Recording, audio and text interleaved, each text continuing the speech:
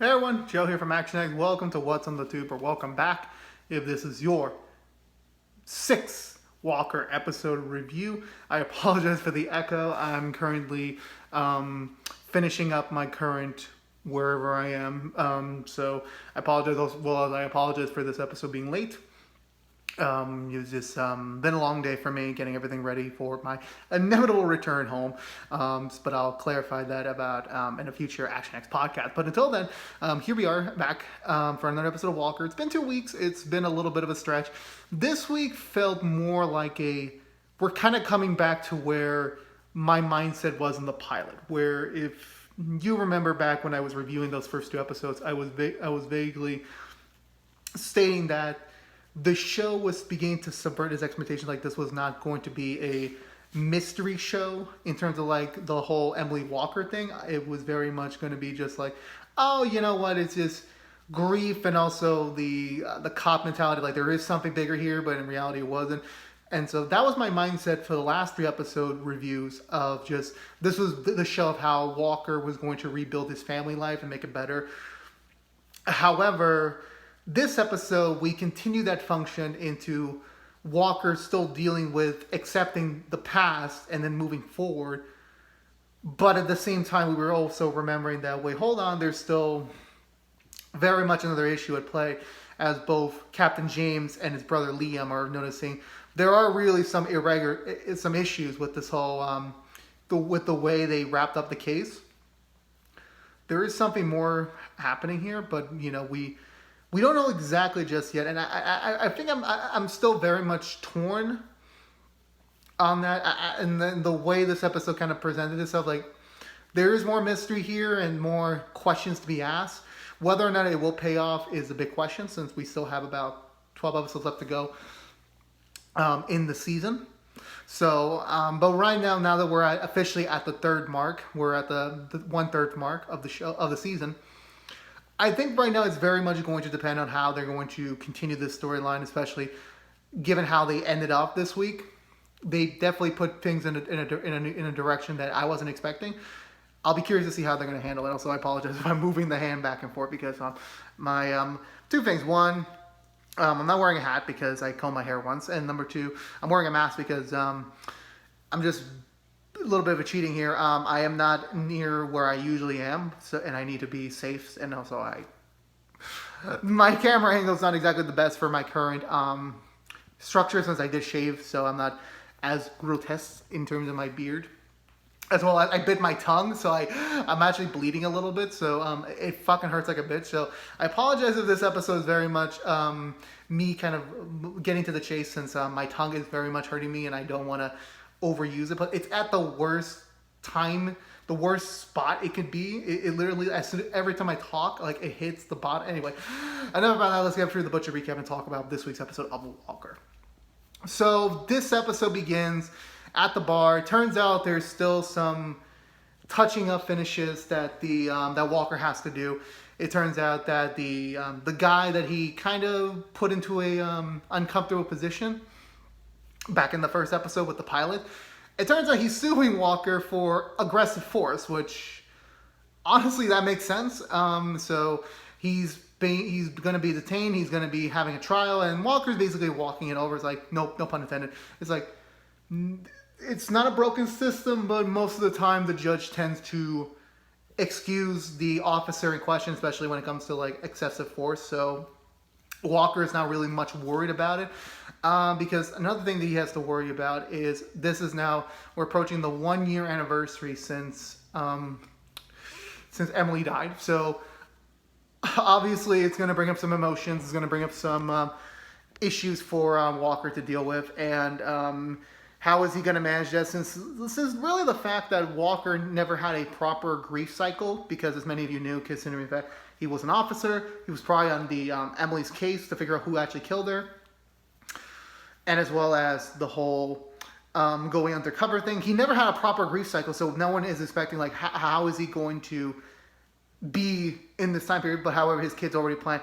hey, let's do something special to kind of like remember Mom and remember Emily.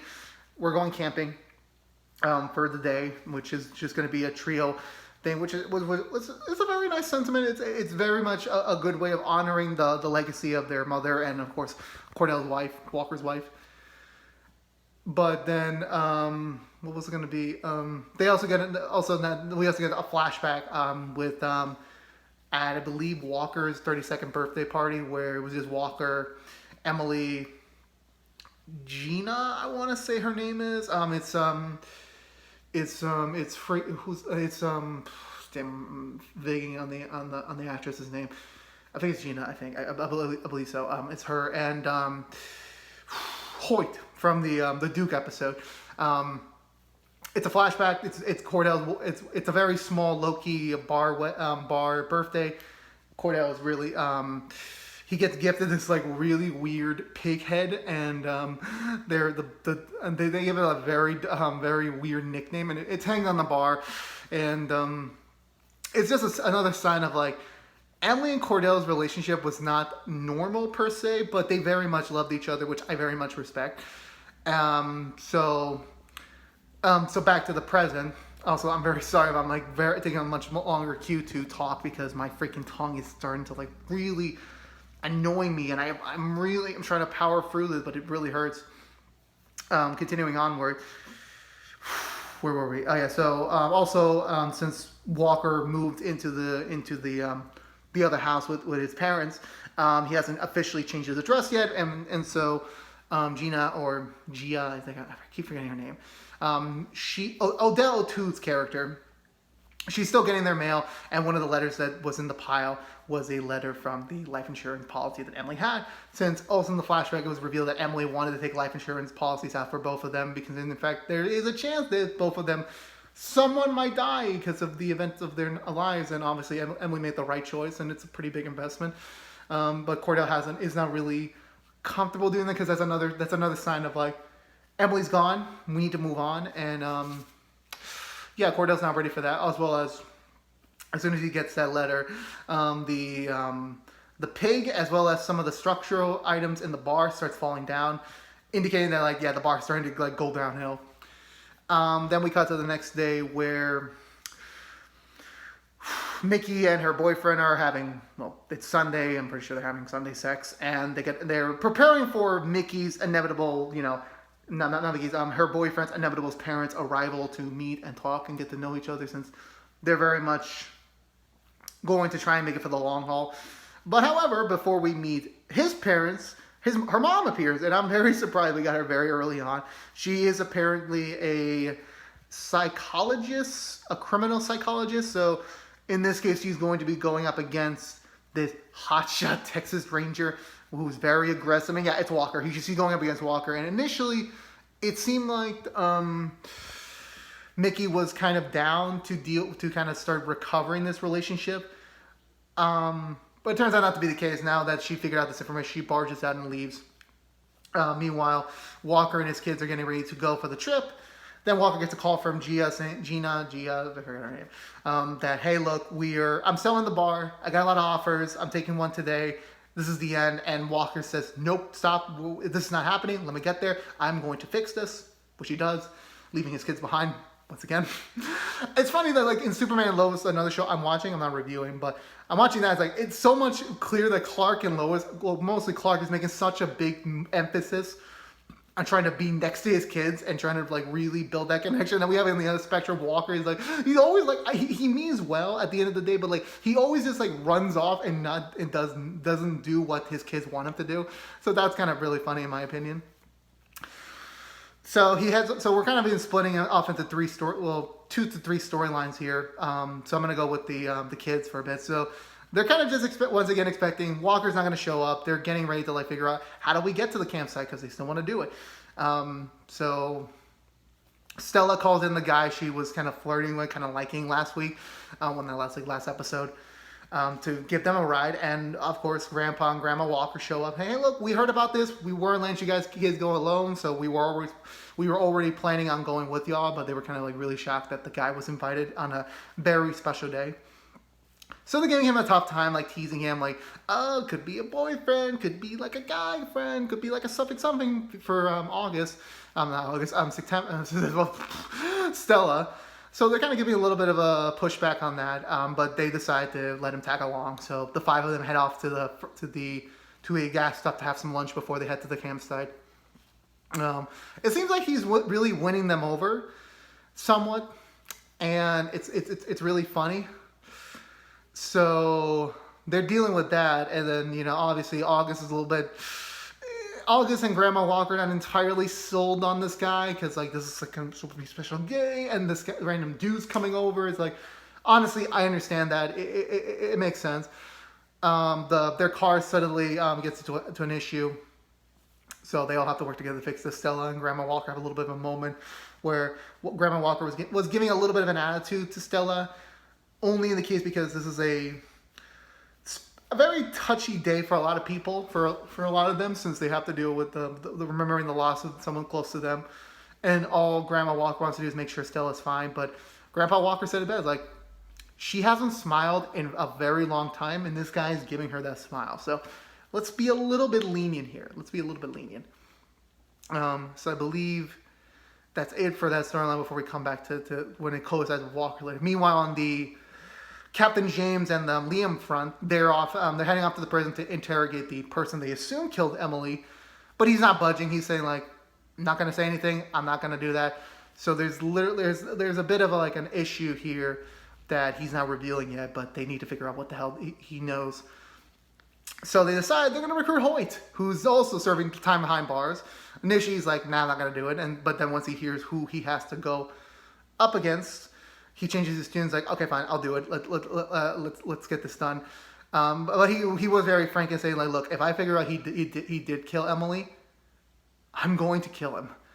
Like that's gonna happen." But they say like, "You got to restrain yourself. We need to figure out if he actually 100% did kill Emily, because there's like now a sliver of a chance he didn't. So now they got to figure that out."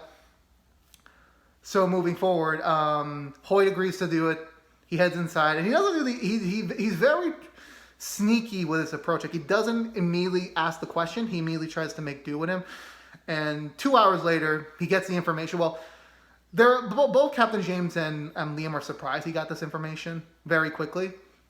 But it turns out that he didn't exactly get the information. He was just he was paying very close attention to him, and he realized like, this isn't it. This isn't the guy, because it turns out this guy has a form of. His hands are shaky. I forgot if it's ALS or something like that. Parkinson's, arthritis. He has one of those, like his hands are shaking. He's taking medicine that is not prescribed by the prison. He apparently left that out in his report. And this disease is going to kill him eventually. So the two things about that he noticed in his encounter with the supposed killer is that if his hands are shaking so much, how can he kill Emily?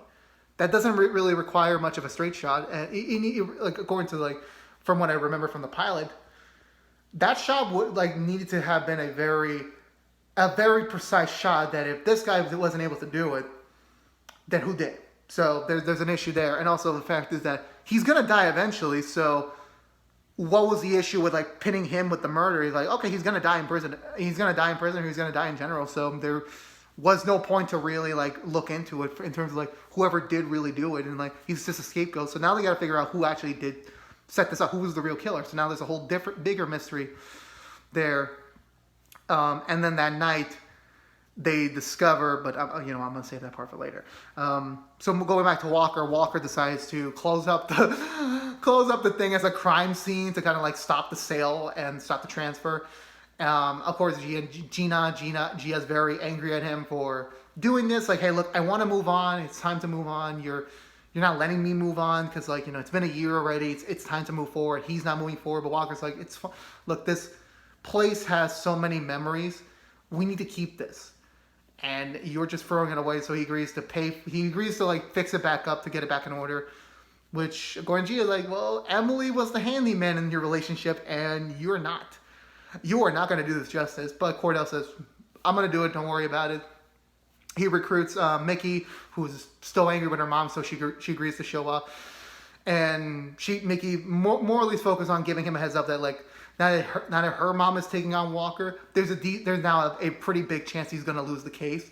So she's trying to prep him mentally. It's not really working since Walker is again he hasn't gone through that proper stage of grief, so he has a lot of bottled up emotions inside of him, and to the point where like he had to get his hand gets a nail screwed over over his palm, and she had to call in her boyfriend, who inadvertently brought the mom. Wasn't a very good first meeting for Walker and her, and like everyone is like all over the place. It's not the best scenario.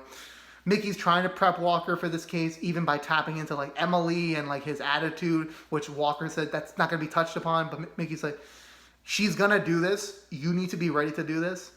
But Walker's not really taking it. Inevitably, Mickey pushes it way too far, and Walker just walks off at so many intervals. And then I think at the last moment, they were their very last one before they finally settled down a little bit. It very much became Walker turning the tables on Mickey, like, you're not a confrontive type. You always run away. You never want to tackle on a problem.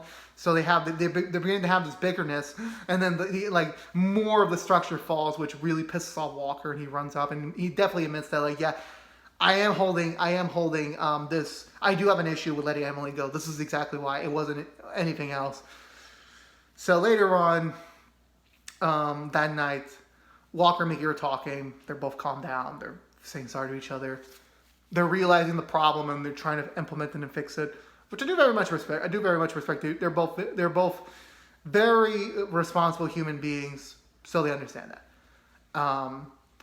So from there, I believe Walker said, like, he gets an idea. He decides to get the kids over to and basically said that, look, Emily never liked camping. She loved the bar more than camping, and she only did the camping stuff because it made Stella and August happy, so she did that for them. So now this camping at the bar is like the real thing to like really honor Emily's memory. And then from there, the grandpa grandma Walker take the other guy home. This is also he also meets Walker for the first time, and so they're heading back. He also reveals that he also lost his mom, so he's very much in the same boat with Stella. Grandma Walker says finally had enough, and like, you know, it becomes like a very much of a caring caregiver, and gives him a bunch of food to, like, you know, because, like, you know, his dad's in jail and his mom is dead, so who's taking care of him? I don't really know. So it was a very nice, sweet moment. It was very nice. And that night, Walker and the kids are enjoying themselves. Walker has, I think for the very first time, he actually talks with the spirit of Emily, or at least his imagination or his mind's interpretation of Emily, about the kids, about where things are. Kind of now beginning his own process of like getting over the grief. So no, that was actually pretty sweet. The next morning, he and the kids are cooking.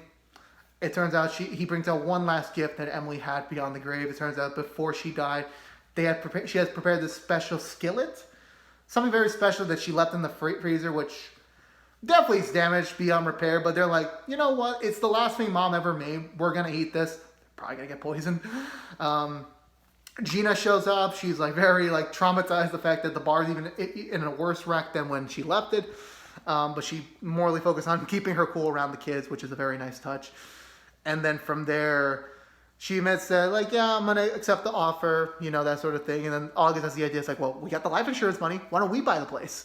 And Walker's like actually considering it. And he does consider it. And they do it. They're buying the place. They're going to remodel the place. They're going to, you know, change it up for a family setting or rebuild the bar. I'm not really sure which option they're going to go, but we'll see how that goes in the next couple weeks.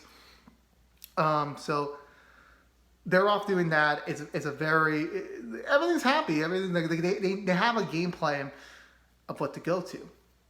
But there's still a few issues remaining, because it turns out, number one, the boy Stella likes is actually the son of one of the con men that Walker was undercover for, and he reveals to him, Walker is not Duke, he's a Texas Ranger.